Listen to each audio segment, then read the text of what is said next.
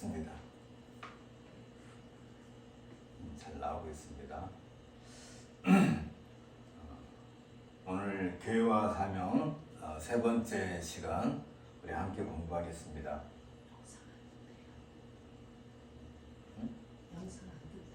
영상이 안 된다고요? 저희 여기 나오는데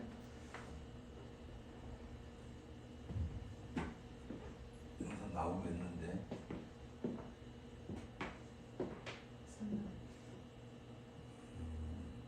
지금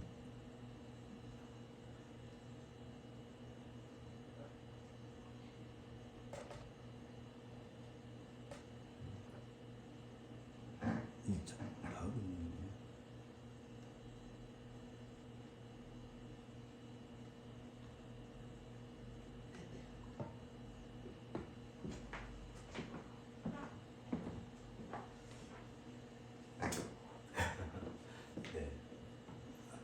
영상이 조금 문제가 있었던 것 같습니다. 우리 함께 기도하고 시작하겠습니다. 하나님께서 오늘도 우리를 부르시고 또 말씀 가운데서 우리가 교회의 한 분자로서 한 회원으로서 살아가는 그 삶에 대해서 함께 공부할 수 있도록 은혜 주심을 감사합니다.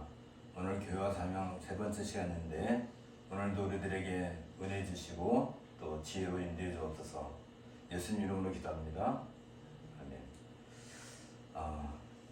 우리가 그동안 이제 공부한 내용은 교회에 대한 전반적인 그런 흐름인 기본적인 개념을 이해하는 데 중점을 뒀습니다. 오늘은 교회와 사명 이 책이 되겠습니다. 교회와 사명 26쪽 26페이지부터 같이 공부하겠습니다. 우리가 알다시피 구약과 신약에서 우리가 관심을 가져야 될 것은 뭐냐면 구약은 이스라엘 백성, 이스라엘이라고 하는 한 나라면 백성이겠죠. 백성, 그 다음에 주권이 있어야 되겠고, 그 다음에 영토가 있어야 되겠죠. 이런 체제를 이스라엘 제에서 우리가 우리는 하나님 나라라고 보통 이제 큰 의미에서 얘기한다면 신약은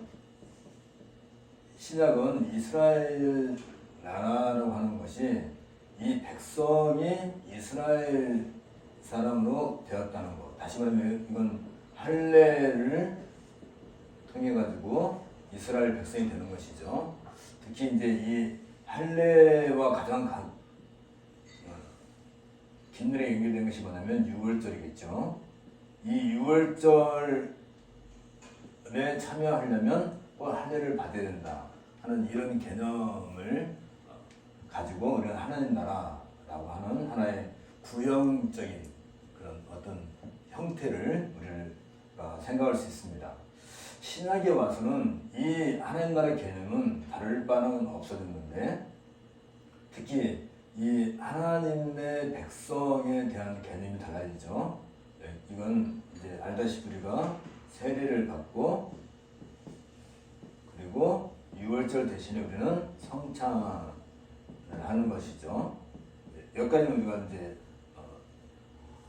충분히 다 알고 있는 내용이고 세례와 성찬을 얘기하는 것이고 주권은 이 주권에 대해서는 이스라엘에 있어서는 신정정치죠.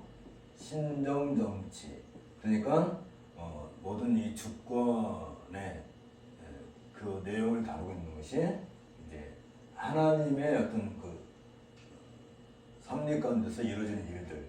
그래서 이 신정정치를 다루고 있는 것이 율법. 우리가 율법이라고 보통 얘기하지만 결국은 뭐 복음이죠. 그것도 또한 똑같은 내용이긴 하겠지만 주로 이제 뭐 구약의 신명기를 중심한다든지 또 레위기를 중심하든지 그 성경을 통해서 그 주권을 얘기하는 것이고 영토는 하나님께서 아브라함에게 약속해 주신 그 가나안 땅이 영토가 되겠습니다. 신약에 와서는 여기에 좀 달라지죠. 이 주권은 여전히 다를 바가 없죠. 특히 이 하나님 나라의 주권을 가장 압축해 놓은 거. 압축해 놓은 것은 신명기 6장 4, 5, 6절에서 나오죠. 이스라엘아 들으라. 쉐마라고 하죠. 들으라.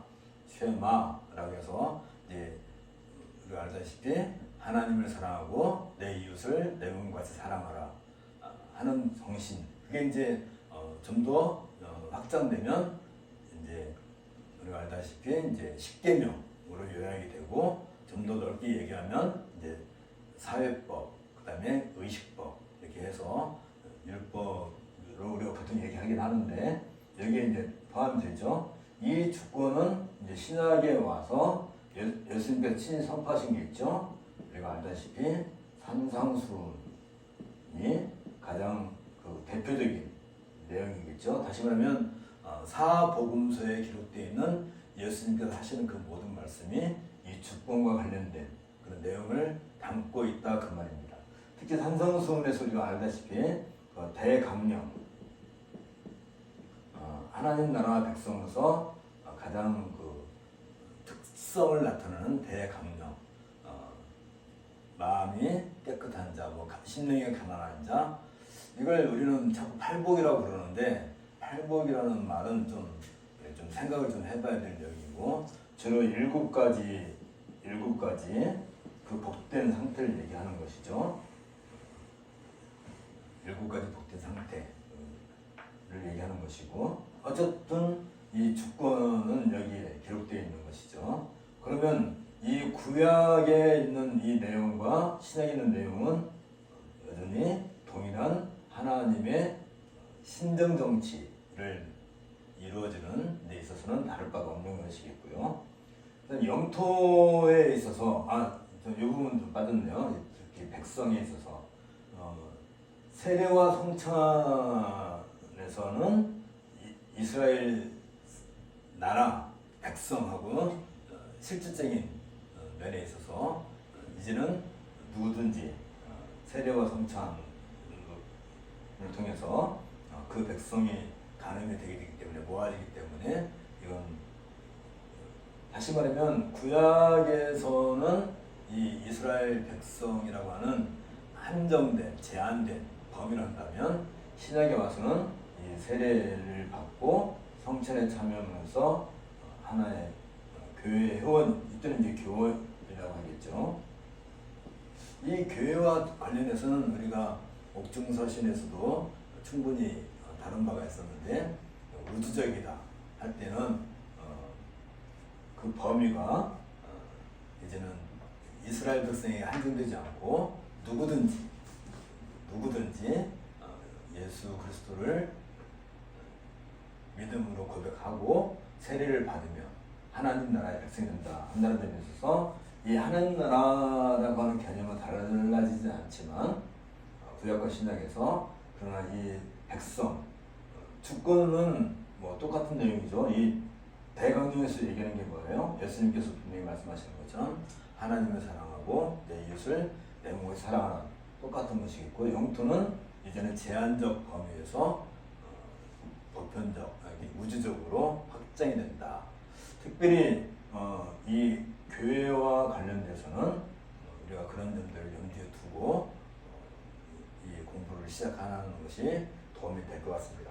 오늘 26페이지에서 우리가 더 얘기할 건데 물론 구약에서도 늘 이스라엘 나라라고 하는 것은 늘 이방인과의 다툼, 영역적인 다툼도 있겠고 또 특히 우리가 알다시피 종교적인 다툼, 다시 말하면 제2계명에서 얘기하는 것처럼 우상숭배와의 다툼이 끊임없이 있었죠. 여기에 이스라엘 백성들이 미혹이 된다든지 넘어가게 되면 하나님께서 심판을 하시는 것을 우리가 기억할 것입니다.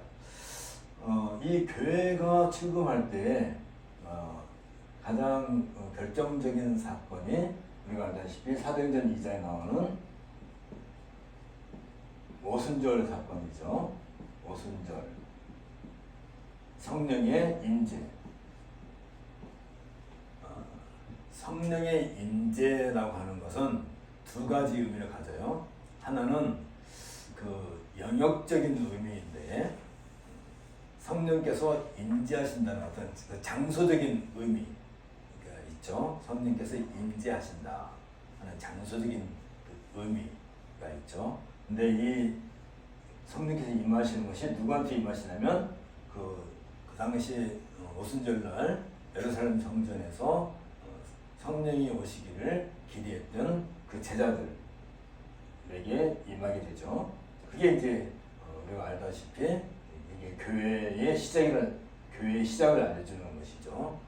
그러니까 교회라고 하는 어떤 영역이 장소적인 의미가 성전이 아닌 그 사람들의 모임, 이걸 갖다가 우리는 에클레시아라고 한다고 그랬죠. 에클레시아가 뭐예요? 부름받은 사람들의 모임. 그러니까 그 자리에 모여 있는 사람들이라고 하는 그런 장소적 의미로 한다면 그런 게 있고, 이것을 좀 더 이제 확장시킨다면 성령의 임재라고 할 때 그 성령의 임재는 영역에 어떤 장소에 국한되지 않죠. 말하자면 제한되지 않는다는 것이죠. 그러니까 이걸 조금 더 세밀하게 생각한다면 분명히 오순절 날에 성령께서 임하셨을 때에는 성전 마당에 모여있는 그 제자들에게 임한 것이죠. 그러니까 어떻게 보면 장소가 영역이 제한되어 있는 것처럼 보일 수 있어요. 근데 이 영역이 제한되지 않는다 하는 것을 어떤 사건에서 보이냐면 사마리아에도 오순절날 임했던 그 성령의 임재와 같은 방식의 역사가 일어났고, 나중에 에베소에도 그와 동일한 일이 또 생기게 되죠. 그리고 알다시피 이 성령의 임재라고 할 때 특히 성령께서는 어떤 그 장소의 제한, 어떤 영역에 제한되지 않는 분이시죠. 그렇다면 이 성령의 임재, 물론 오순절날에는 어떤 그 역사의 흐름선상에서 독특한 이건 한 분밖에 없는 거예요. 사마리아에 임한 거라든지 에베소에 임한 것은 오순절 사건과 의미가 달라요. 다시 말하면 오순절에 성령께서 임재하신 것은 교회의 출범, 이렇게 해서 이제 교회가 시작했다, 출범을 알리는 사건이 한다면, 사마리아라든지 에베소서에 임하는 성령이 임재하신 것은 그 교회의 확장이라고 하는 의미를 가지게 되는 것이죠. 그러니까 오순절날 성전뜰에 임하신 성령의 임재는 장소적으로 그때는 굉장히 특정을 하는 것이죠. 특정을 한다는 것은 뭐냐면, 이게 이제 우리가 알다시피 누가복음 이제 마지막 장에서 예수님께서 승천하실 때 그 제자들에게 이 예루살렘을 떠나지 말고 내가 너에게 약속한 성령을 기다리라 했을 때, 그때부터 그 제자들이 어디에 모였냐면 예루살렘 성전 뜰에 모였단 말이죠. 이 점에서 우리가 조금 생각할 것이, 지난 시간에도 얘기했지만 사도행전 4장에서 성전 미문 앞에 앉아있는 안진뱅이를 일으킨 사건을 통해서 우리가 그것을 확인할 수 있다고 그랬죠. 그러니까 성전의 기능이 원래 성전의 기능이 하나님과 그 백성 사이의 만남, 죄사함과 더불어서 그들과 만나는 어떤 장소적 의미를 가지고 있어요. 그 성전 자체가.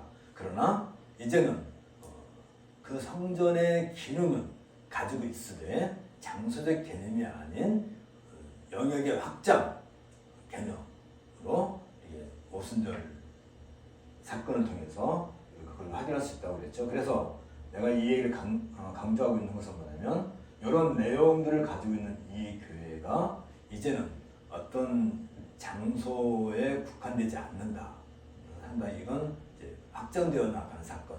그게 이제 어서 우리가 확인하게 돼요. 예루살렘에 이제 그때는 사울이지. 사울을 중심으로 해서 이 예수님의 제자들을 핍박할 때 그들이 이제 온 세상으로 확장되어 나간다. 물론 우리가 생각해 볼 수 있어요. 특히 이 오순절 사건과 관련해서 우리가 늘 그 대척 중에 있는 사건 하나가 뭐냐면 바벨탑 사건이라고 그랬죠. 기억나시죠? 창세기 11장에 나와 있는 이 바벨탑 사건은 하나님께서 한 말을 사용하고 있는 동일한 언어를 사용하고 있는 그 사람들이 하나님에 대해서 이렇게 거역을 하니까 그들의 말을 이렇게 혼돈을 시켜서 각각의 단위로 나눠서 혼돈을 시켜서 그들을 흩으셨다. 흩어버렸다죠. 흩은 사건이 바벨탑인데 바벨이란 말 자체가 혼란, 혼동 그런 의미를 갖고 있어요. 오순절 날에는 그들이 세계 각국에서 15개 나라라고 그러죠. 그들이 예루살렘에 모였는데 그들이 모여서 거기에 성령이 임재하시게 되고 그들이 이제 말의 의사소통에 전혀 문제가 없는 그런 상황으로 이렇게 바뀌게 되는 것이죠. 그러면서 그들이 교회로 시작을 했을 때 이 교회는 바벨탑과 완전히 다른 대척점이 있는 것이고, 그리고 이제 사도행전 6장, 7장, 8장 통해서 우리가 알다시피 예루살렘의 벽에 있어서 그들이 다시 흩어져 나갈 때는 그 흩음은 다른 흩음이죠. 이 바벨탑 흩음은 혼란, 혼동을 가져온 것이지만 반대로 이제는 이 교회의 흩음은 교회의 확장을 의미하는 것이고, 그게 사마리아에 많은 성령이 임재하시는 거라든지, 또 우리 고넬료에게도 성령이 임재하는 거 기억나시죠? 그리고 에베소에서 임하는 것을 특히 이제 거기에서 이방인들 중심의 이방인들에게도 똑같은 성령이 임했다 한다는 점에 있어서 이제는 이스라엘과 이방의 그 구별이 없어지게 되는 것이죠. 그게 결정적인 사건은 물론 AD 70년 성전 파괴를 통해서 이루어지게 되지만 이미 예수님의 죽으심, 예수님께서 뭐라고 그래요? 이 성전을 헐라 내가 사흘 만에 다시 일으키리라. 마침 이제 이번 주간이 부활절이긴 이제 내일 모레가 부활절이긴 한데, 예수님의 그 죽으심은 성전 파괴를 상징하는 것이고, 그러므로 인해서 더 이상 이제 유대인이라고 하는 정체성이 이제 완전히 흩어지게 되는 것처럼 예수님의 죽으심과 부활을 통해서 성전의 기능이 이제는 교회로 흡수가 되면서 이제 말이 자꾸 좀 복잡해지게 됐는데, 어쨌든 그런 모든 것들이 이루어지는 그런 것을 볼 수 있게 되는 거죠. 여기에서 우리가 생각할 것이 뭐냐면, 교회가 이제 이방인들 세계로 확장되어지고, 그러면서 이제 더 이상 유대인과 이방인의 구분이 없게 됐다 한다는 것을 가장 신학적으로 설명을 잘하는 것이 로마서죠. 로마서, 특히 로마서 9장, 10장, 11장에서 얘기해요. 그래서 이제 이 로마서 9장, 10장, 11장에서 더 이상 유대인이 따로 없고 이방인이 따로 없고 그들은 예수 그리스도 안에서 한 몸이 되었다라고 얘기하고, 그게 뭐라고 그랬어요? 이게 교회인데, 그래서 12장 1, 2, 3절에서 무슨 얘기예요? 그러므로 너희 몸을 거룩한 산 제사로 드리라 할 때, 너희 몸을 거룩한 산 제사로 드리라 할 때 우리는 가끔 이걸 굉장히 은혜롭게 받아들여가지고, 내 몸을 하나님께 거룩한 산 제사로 드려야 되는가 보다 라고 은혜 받는 분들이 많이 계시는데 뭐 틀린 말은 아니겠지만 여기에서 너의 몸을 거룩한 산 제사로 드리라 할 때 그 너희 몸은 우리 육체를 가리키는 것이 아니라 이스라엘 백성 유대인과 이방인이 한 몸이 된 그 교회가 하나님께 거룩한 산 제사로 드려지는 것을 바울이 말하는 거예요. 그러면서 이 시대를 분별하라고 하는 것이지. 로마서 12장 1절에서 이 위대한 바울의 그 선언은 교회가 이 땅에 존재하게 됨에 있어서 가장 그 결정적인 메시지란 말이죠. 나 한 사람이 뭐 세월을 아끼고 나 한 사람이 그리스도에게 산제사 드린다라는 것은 나 한 사람의 얘기가 아니라 이게 교회를 가르쳐서 얘기하는 거란 말이죠. 교회적 사건이에요. 교회적 사건을 한다는 것은 성경 어디서든지 늘 살펴볼 때 확인이 가능한 것이고, 특별히 바울은 이 교회를 가르쳐서 그리스도의 머리, 그리스도의 몸이다. 그리스도는 교회의 머리시다. 교회는 그리스도의 몸이다. 몸과 머리 하나의 유기적 연합. 교회는 그리스도와 하나의 유기적 연합을 이룬 그런 공동체다 하는 데 있어서 아까 얘기한 것처럼 성령의 임재를 늘 포함하고 있단 말이에요. 그러니까 교회는 성령이 떠나면 교회가 아닌 것이지, 그렇죠? 늘 성령의 임재하는 것. 그래서 오늘날 뭐 이렇게 오순절주의자들이 늘 뭐 성령이여 오소서, 성령이 우리에게 임하소서, 뭐 자꾸 이런 간구를 뭐 소리를 외치는데 정말로 조심해야 돼요. 그 증거가 방언을 했다. 방언 얘기는 또 우리가 또 다른 문제니까. 그래서 자꾸 방언을 강조를 하게 되고, 방언을 하게 되면 마치 나에게 성령의 임재가 임했다라고 얘기하는데, 우리가 알다시피 사도행전 2장도 마찬가지고 다른 뭐 오순절 에베소도 마찬가지고 사마리아도 마치고 그들이 다 똑같이 방언을 할 때 한 사람, 두 사람, 세 사람 개인적으로 그런 방언을 한 것이 아니란 말이죠. 집단, 그들이 그 모여있는 모든 사람들이 방언을 같이 했단 말이죠. 방언이 뭐라고요? 글로서라고 할 때 그 방언이라고 하는 것이 외국어란 말이지. 말을 했단 말을, 외국말을 했단 말이지. 그러니까 이제는 언어 소통에 제한이 없는 거예요. 그 일이 초대교회에서 계속해서 있었어요. 그래서 오죽하면 이게 너무 심각한 문제를 가져오니까 바울 사도가 뭘 얘기해요? 방언을 하는 것보다 애언하는 것을 사모하라 할 때, 어떤 사람이 방언으로 말을 할 때, 그 외국어로 말을 할 때, 또 다른 사람이 애언으로 말을 하게 한다면 앞서서 말하는 사람은 입을 다물라 라고까지 얘기한단 말이지. 다시 말하면 혼란이 없는 그 모든 것이 다 무엇과 관련돼요? 성령의 임재와 늘 관련되어 있단 말이지.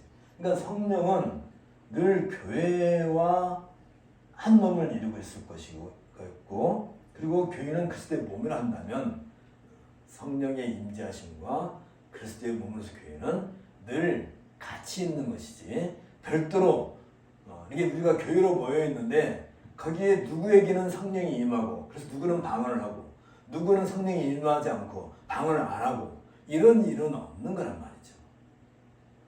왜 없어야 되느냐? 만일 그런 일이 있다 한다면 어떤 문제가 되냐면 차등이 생겨요. 차별이 생겨요. 누구는 방언 받고 누구는 방언 받지 않고. 교회는 어떤 이유에서든지 차별, 차등 두지 않는 거예요.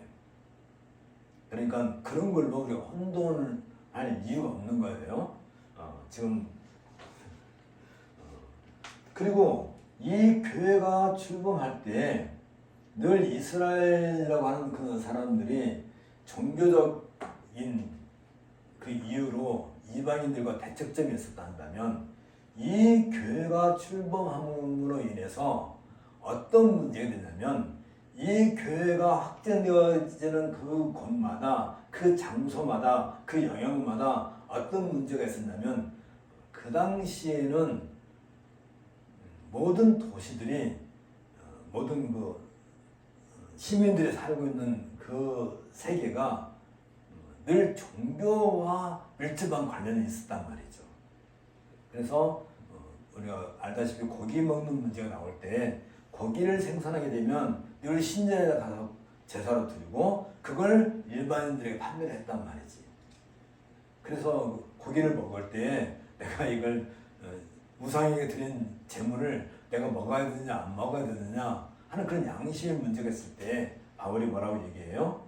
먹는 것 가지고는 더 이상 거론하지 말자.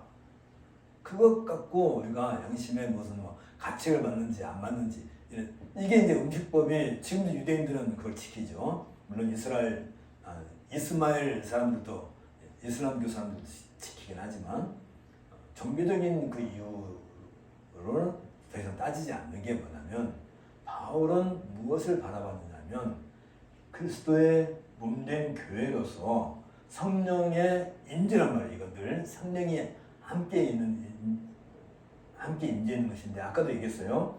예루살렘 성전에서는 특별한 의미가 있기 때문에 그 제자들에게 제한된 영역에서 임했다 한다면 그 다음부터는 확장된다는 말이죠.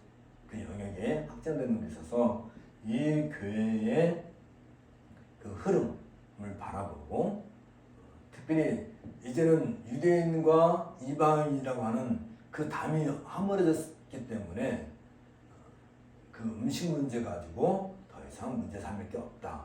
그래서 이제 우리가 알다시피 사도행전 15장에서도 이 음식 문제, 음식 규례 문제 때문에 이방인들이 교회로 들어올 때 그들도 음식법, 그 다음에 할례 받는 거 이것을 더 이상 교회가 하지 말자. 그러나 피는 먹지 말자. 이제 단서를 달아놓긴 했어요. 그렇지만 이제 그런 부분들에 있어서 점점 이제 교회가 자유를 누리게 될 것이겠고요. 여기서 우리가 또 하나 생각할 게 뭐냐면 그렇다면 교회가 확장되어져 가는 데 있어서 바울의 1차, 2차, 3차 전도 여행에서도 이미 나게 되지만 어떤 반발이 생기죠. 첫째는 각 지역에 있는 지방 영역에 있는 그 신들, 지방 신들, 그러니까 말하자면 우상이겠지만 우상 숭배들과의 다툼, 반발이 생기겠죠.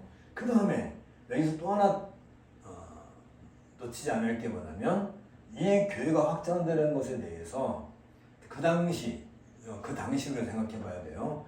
이때가 이제 AD 이제 50년 이후부터 70년까지니까 이제 성전 파괴까지 70년까지니까 이때가 거의 30년 기간이란 말이죠.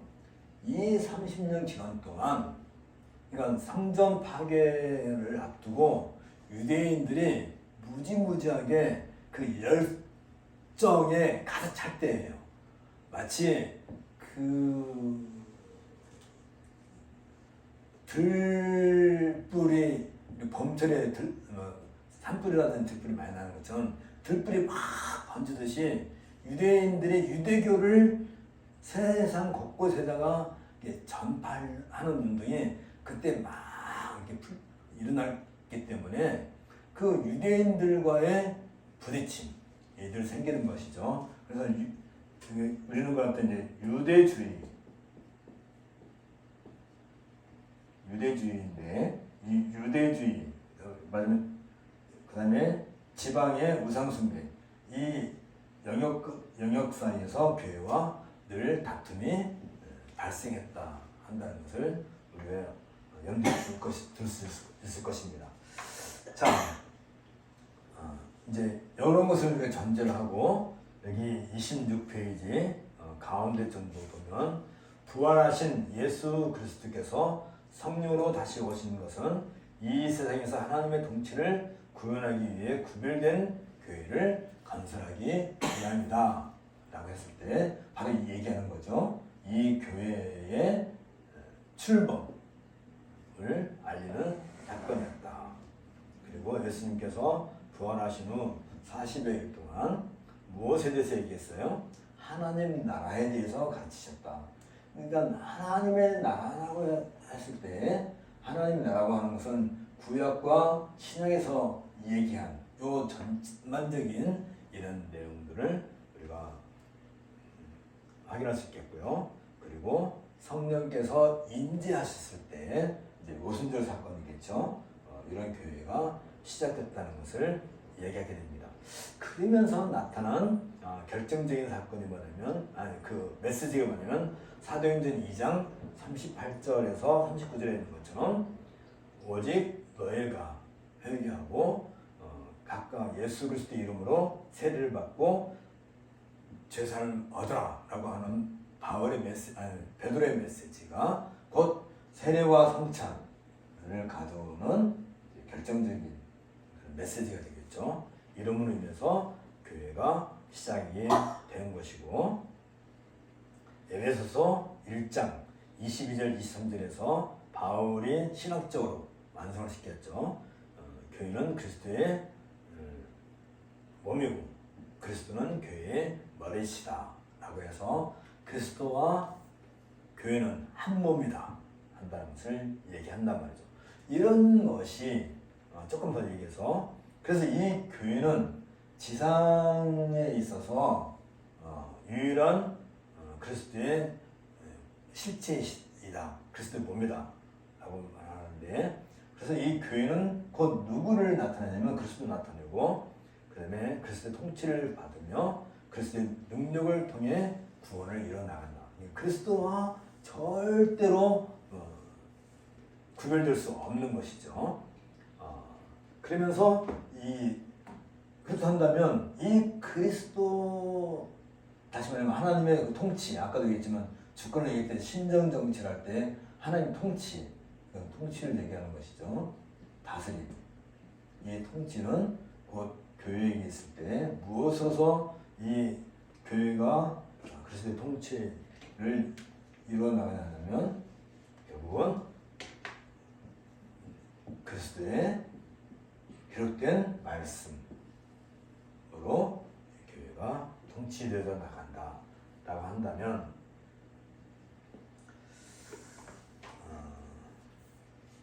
27페이지 가운데 바로 위에 교회는 단순한 하나의 존재적 표상이 아니다 때문에 사람들에 의해 건설되고 조직된 교회, 이거 갖다 우리는 이제 글쎄 이게 약간 좀 문제가 있긴 한데, 쉽게 말하면 우리가 눈으로 보는 그 교회가 있다고 해서 그것이 교회로서의 참된 의미를 가진다 말하는 것은 매우 조심스럽다는 거죠. 다시 말하면 이 지상에 어떤 건물을 세우고, 사실은 뭐 전에는 건물이 없었으니까 이 당시만 해도 아까도 얘기했죠. 그 제자들에게 임한 성령, 이게 곧 성령의 임재 자체가 교회라고 했으니까. 그러나 나중에 그들이 이제 모일 어떤 장소적 의미로서 교회를 건축하게 되고, 거기에 사람들이 모였을 때 그런 걸로 교회에 이게 교회다 아니다 얘기하는 것이 아니라 교회는 그리스도의 말씀으로 다스려지는 것. 그래서 교회의 표지가 있다고 그랬죠. 표지. 교회의 표가 뭐라고요? 이 말씀이 바르게 선포되는 것. 그 다음에 세례와 성찬이 온전하게 시행되는 것. 처음에는 이 두 가지를 교회의 표지로 삼았단 말이죠. 참된 교회는 늘 그리스도의 말씀입니다. 그런데 이 그리스도의 말씀은 눈에 보이는 사건이 성찬이란 말이에요. 세례와 성찬. 그러니까 사실은 이게 같은 것이겠죠. 그리고 이제 교회가 이런 지금까지 얘기한 이런 내용에 대해서 충분히 각성을 하고 교회는 늘 이 세상 세력과 다툼, 분쟁 가운데 있을지라도 그런 면에서 뭐가 따라와요? 고난, 핍박이 따라오죠. 그러니까 이 고난과 핍박은 어떤 개인이 이 세상에 살면서 어렵고 힘들고 뭐 그런 정도를 고난이라고 얘기하지 않고 교회의 고난, 교회의 핍박은 늘 있었던 말이죠. 교회와 관련된 거예요. 그러니까 내가 뭘 잘못해서 누구한테 한 대 맞았다. 그러면서 내가 고난받았다 그런 얘기 하는 게 아니에요. 교회가 이 시대의 어떤 흐름과 어떤 부딪혔을 때 그 일로 생겨난 여러 가지 교회의 분리 그런 것을 얘기하는 것이겠지. 그런 부딪힘이 늘 있었던 것이고 그랬을 때 교회가 참된 표준으로 가지고 있는 것은 이게 그리스도의 말씀 선포와 세례와 성찬인데 그런 고난 가운데서 그들이 각성한 그 시대의 교회가 늘 이 분란 가운데 있게 되죠. 그리고 고난과 핍박 가운데 있을 때 그들이 무엇을 하게 돼요? 대주제이신 하나님께 기도하는 거. 기도. 교회의 기도라고 그러죠. 이것도 참된 교회의 표지라고 그래요. 근데 이 기도에 대해서 우리가 늘 부딪히는 게 뭐냐면 잘못된 기도를 하게 되면 이 역시 교회의 참된 교회가 아니라는 거죠. 그러면 기도는 어떤 기도를 해야 될 것인가 라고 한다면 바로 이런 상황에서 얘기하는 것이죠. 교회와 세상과의 어떤 대척점이 있을 때 이 문제를 하나님께 바르게 부하는 것 그런 기도를 얘기하는 것이죠. 그러다 우리는 제너럴 플레이어라고 해서 교회의 공적인 기도라고 하는 것이지. 그런 거지 내 사적인 어떤 이익을 추구하기 위한 것이 아니죠. 특별히 우리가 어떤 교회에서 예배 드릴 때 그 예배 시간에 하나님께 드리는 내가 좀 제대로 말하고 있나? 그 은혜의 방도인데 교회 표지는 뭐였죠? 갑자기 내가 다음 시간에 내가 다시 확인해서 전하게 하겠습니다.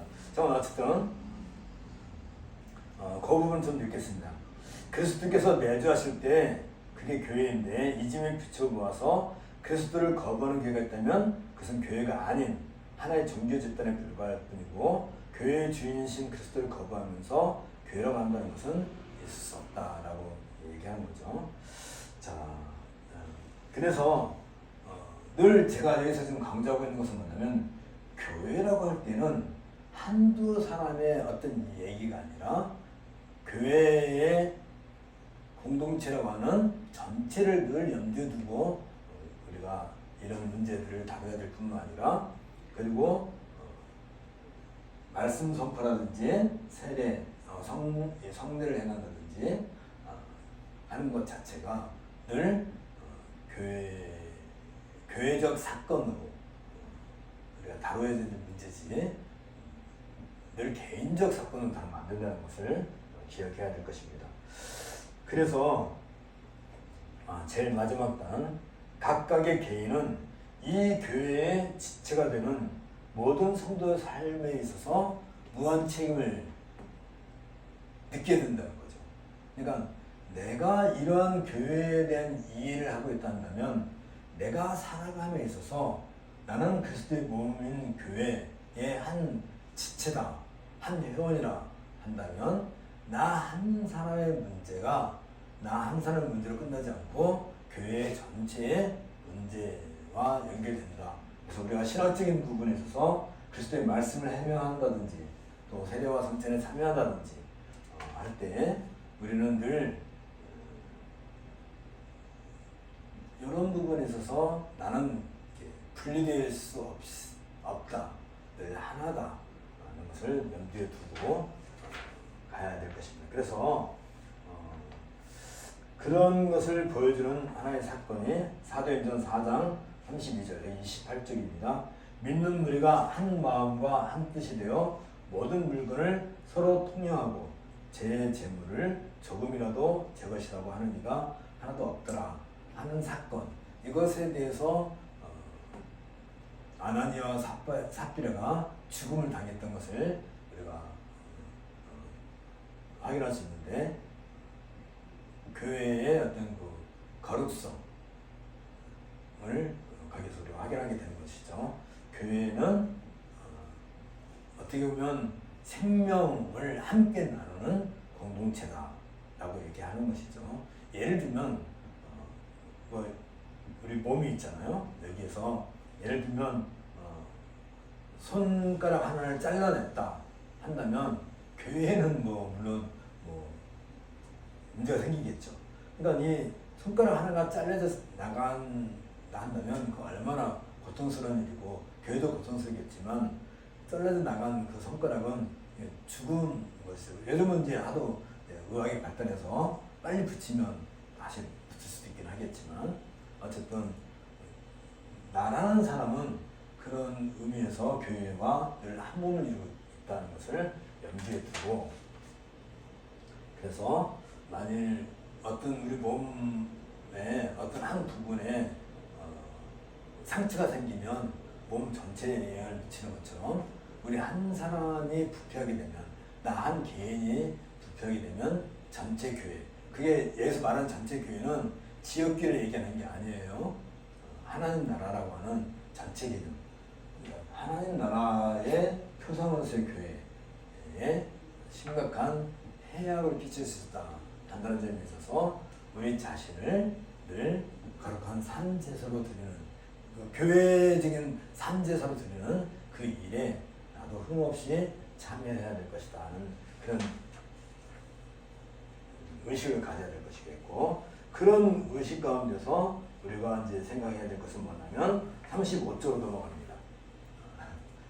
35쪽으로 넘어갑니다. 그래서 바른 신앙을 바탕으로 감시한 백성으로 성장에 간다고 할 때에는 바로 이런 내용들을 전제하고 이 얘기를 하는 거예요. 이게 바른 신앙이고, 이렇게 살아가는 것이 건실한 백성으로 살아가는 거예요. 그러니까 아무런 그 전제 의식 없이 내가 교회의 성도로 살아간다는 것은 되게 위험한 상황을 초래하게 되겠죠. 그래서 특별히 이제 이런 점에 있어서 아까도 얘기한 것처럼 교회의 기도와 관련했을 때, 교회의 기도는 늘 무엇과 관련한다고? 그 시대의 그 교회의 위치, 늘 세상과 부딪히는 그 교회의 어떤 그 시대적인 요청, 지금 이 시대에서 물론 이제 사도행전에서 볼 때 그들이 하나님께 기도한, 천지의 대주제신 하나님께 기도한 그 내용을 가만히 본다면 그게 그 시대의 교회가 마땅히 하나님께 아뢰어야 될 기도의 내용이었다 한다면, 지금 이 시대도 마찬가지겠죠. 지금 이 시대는 초대교회 시대도 아니고 종교개혁 시대도 아니고 지금 21세기를 살아오는 우리는 우리 이 시대가 있는 것이죠. 특히 세계적인 어떤 그 정세도 있긴 하겠지만 직접 우리가 피부로 느끼는 이제 우리 대한민국 안에서의 현실적인 문제도 있을 것이겠고, 그러면 요즘 시대의 특징을 주로 뭐라고 얘기해요? 요건 좀 지워도 되겠죠? 시대적인 특징.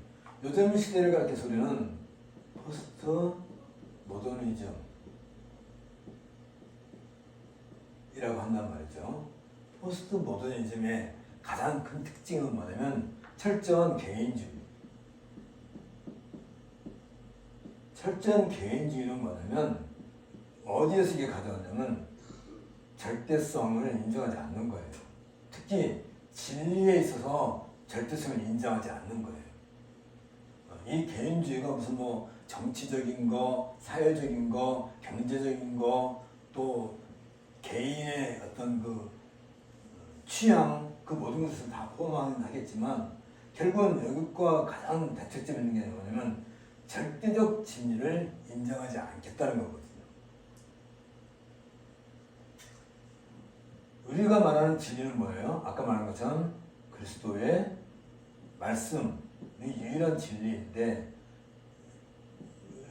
진리를 갖다가 늘 빛으로 얘기하는데 이것을 인정하지 않겠다, 인정하지 않겠다 한다는 점에서 개인주의는 굉장히 상대성을 강조해요. 굉장히 상대적이죠. 그러다 보니까 어떤 문제가 있냐면 개인과 개인 사이도 자꾸 비교를 하고 사회와 사회도 자꾸 비교를 하고 우리나라로 말하면 남북 문제 늘 이슈죠. 그 다음에 동서 문제 늘 다시 말하면 영남호남 늘 이 지역 갈등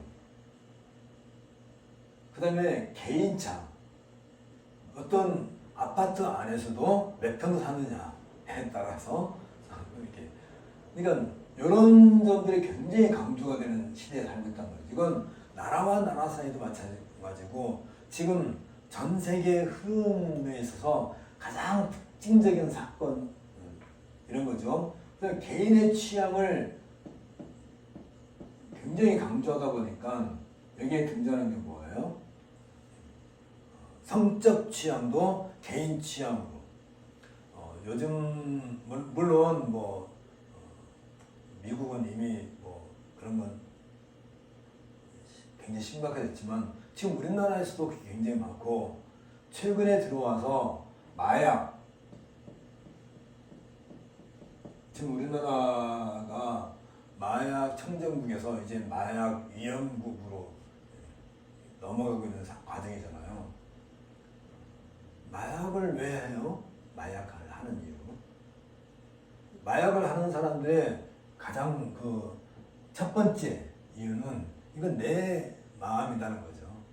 사회적 질서는 중요하지 않고 내 개인의 취향이 더 우선시되는.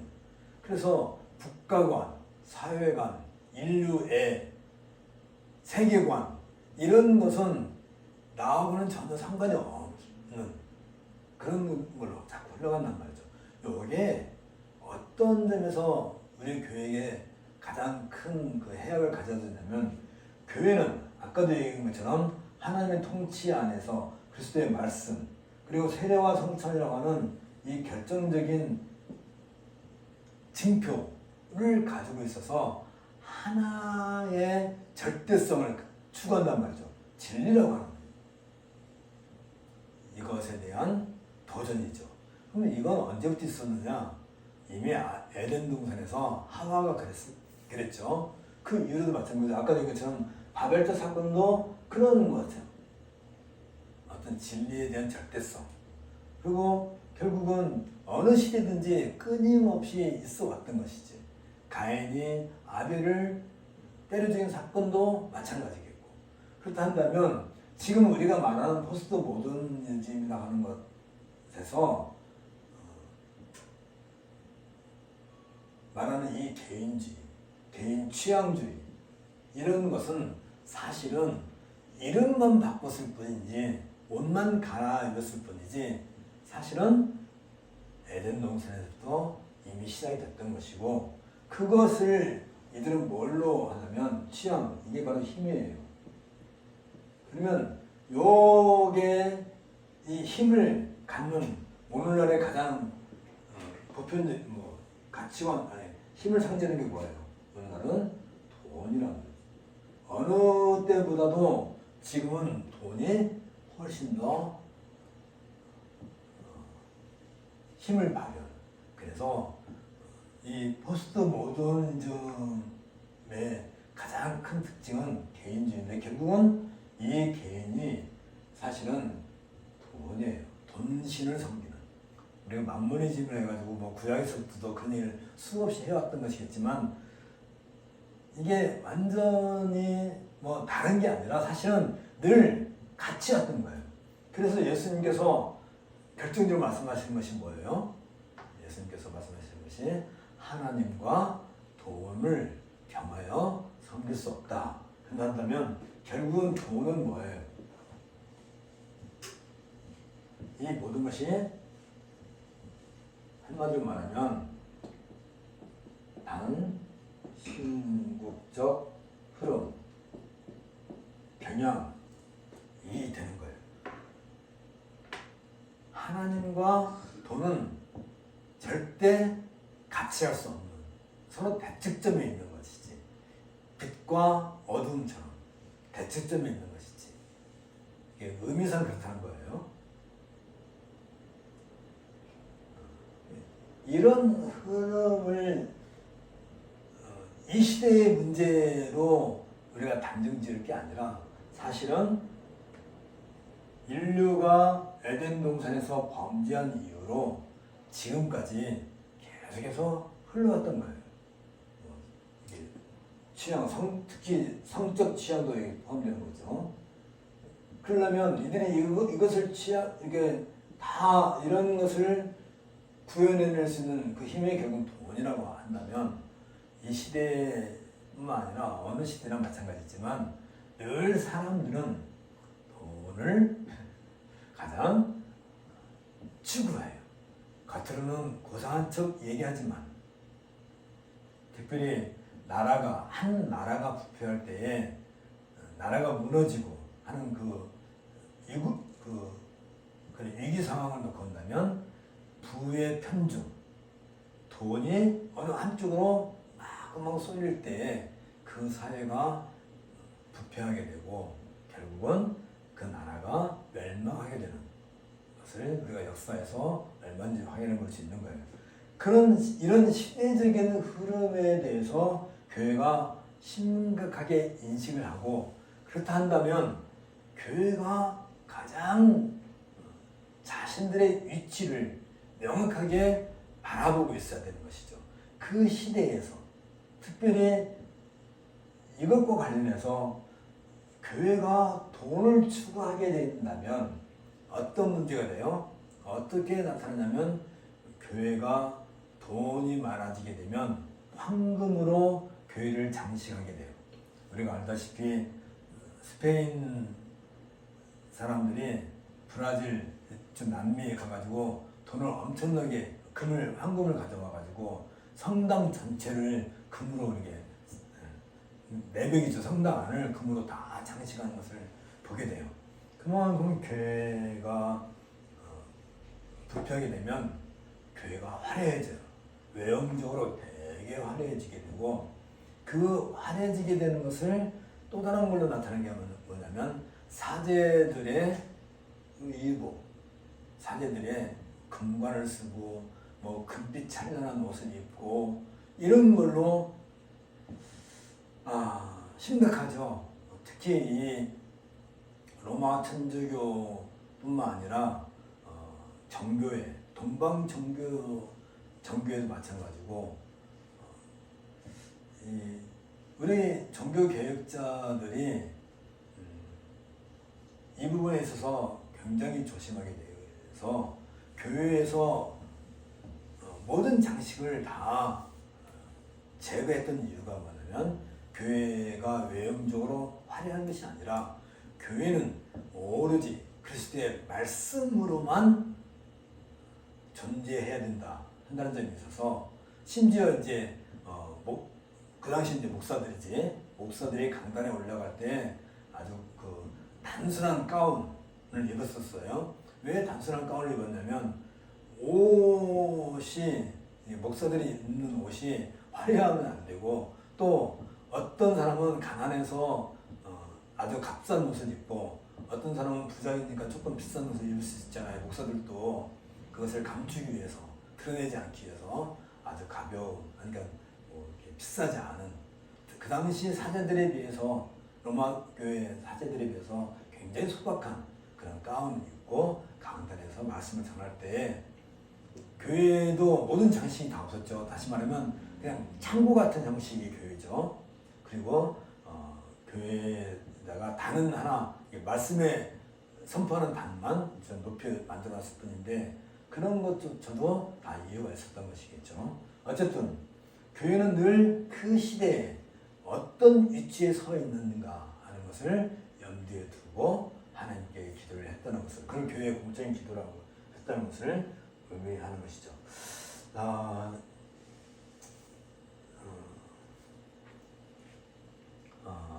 요거 마저 하나 읽고 합시다. 특히 주님께서 이 지상에 건설하신 하나님 나라, 다시 말하면 교회를 통해 이루시려 했던 모든 사역은 각 인생의 존재의 의미와 그 뼈를 같이 하고 있다는 점에서 교회는, 그러니까 하나님께서 이루시는 그 하나님 나라, 아까 얘기한 것처럼 하나님 나라의 것이 각 교회를 이루고 있는 분자, 이건 어떤 지역교회가 아니라 그랬죠. 우주적인 교회의 각 분자의 삶과도 결코 분리되지 않는다 한다는 점에 있어서 이 하나님 나라의 경륜, 하나님 나라가 지금 어떤 시대에 존재하고 있는지 이런 것을 늘 염두에 둬야 된다 한다는 점에 있어서 그거께서 뭐라고 한다고 그랬죠? 우리가 첫 번째 시간에도 얘기했지만 교회의 신혜적 사명이라고 했단 말이죠. 그래서 하나님 나라로서의 교회가 역사적으로 점령하는 이 시대에 어떤 위치에 서 있는지, 교회의 좌표가 뭐예요? 좌표. 우리가 수학을 좌표라고 할 때 원점이 늘 있는 거죠. 좌표 한다면 늘 원점, 얘가 원점이어서 플러스 2, 3, 플러스 3, 플러스 1, 요점, 지금 어떤 위치에 있는지 이 좌표를 늘 확인하고 있어야 된다.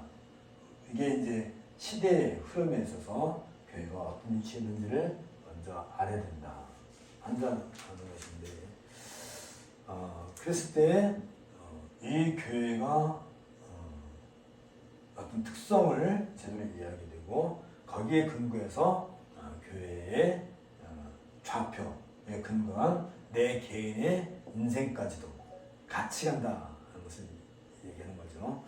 오늘도 교회에 대해서 특히 예배에 대해서 우리가 얘기하고 있는데 지금 예배에 임하는 사람의 각성, 뭘 각성해야 되냐면 지금까지 이야기한 이런 내용을 각성을 한 사람이 하나님께 드리는 예배에 참여해야 된다 하는 얘기를 하다 보니까 몇 가지 왔습니다. 오늘도 다음 시간에는 36페이지 예배에 임하는 자의 각성부터 좀 더 구체적으로 또 공부해 나가도록 하겠습니다. 첫 번째 시간, 두 번째 시간, 세 번째 시간 요 내용의 흐름은 우리가 잘 마음에 담아두셨다가 예배, 이 교회가 이 땅에 존재하는 가장 큰 특성이 하나님께 예배하는 것인데 그 예배에 참여하는 우리 각 사람의 위치, 각성에 대해서 좀 더 다음 시간에 공부하도록 하겠습니다. 함께 기도하겠습니다. 주께서 오늘도 우리에게 은혜로 함께 해주심을 감사합니다. 우리의 삶이 하나님과의 관계에 있어서 결코 분리되지 않으며 그리스도의 몸된 교회로부터도 또한 분리되지 않으며 또 그것은 하나님의 말씀 가운데서 우리가 살아가는 우리 인생과 결코 분리되지 않음을 살펴보았습니다. 이런 마음의 자세를 가지고 우리가 하나님을 예배하는 자로서 이 땅에 살아가야 될 텐데 그것이 산 제사로 하나님께 드려지는 우리 교회의 모습일 터인데 이런 것에 대해서 우리가 좀 더 깊은 관심을 가지고 말씀을 더 공부하고 배울 수 있도록 인도해 주옵소서. 오늘도 우리의 가운데서 함께 해주심을 감사하고 예수님 이름으로 기도합나이다. 아멘. 수고하셨습니다.